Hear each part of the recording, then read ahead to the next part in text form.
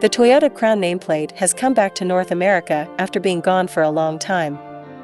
Even though it's meant to replace the Avalon, which is no longer made, it's not a typical sedan.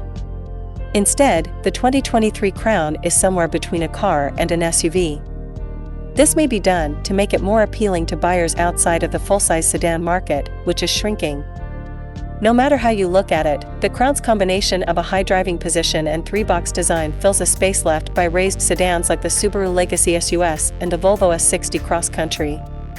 Even though there were rumors of a plug-in hybrid and an EV version, the 2023 Crown will launch with two regular hybrid powertrains.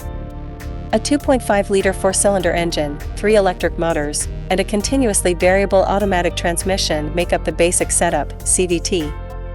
A turbocharged 2.4-liter four-cylinder engine and an electric motor on the rear axle work together to make 340 horsepower in the most expensive Platinum model.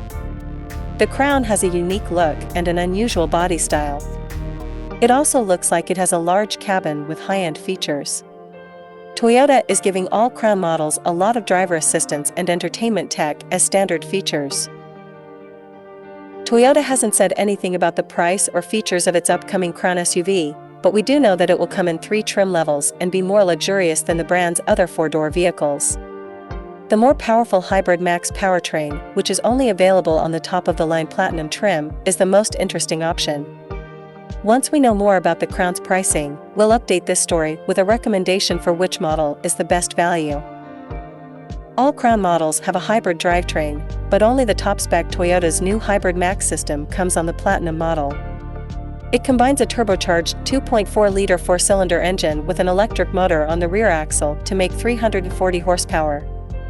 The XLE and Limited models get a hybrid system with a 2.5-liter four-cylinder engine and 3 electric motors that makes 236 horsepower but isn't as powerful. The XLE and Limited have a continuously variable automatic transmission, CVT, while the Platinum has a 6-speed automatic. All-wheel drive is standard on all trims. Toyota says that the suspension has been tuned for a comfortable ride, so we don't expect the Crown to be a hero around corners. However, the Platinum model does come with adaptive dampers. When we get a chance to test drive the Crown, we'll add our thoughts and the results of the test to this story.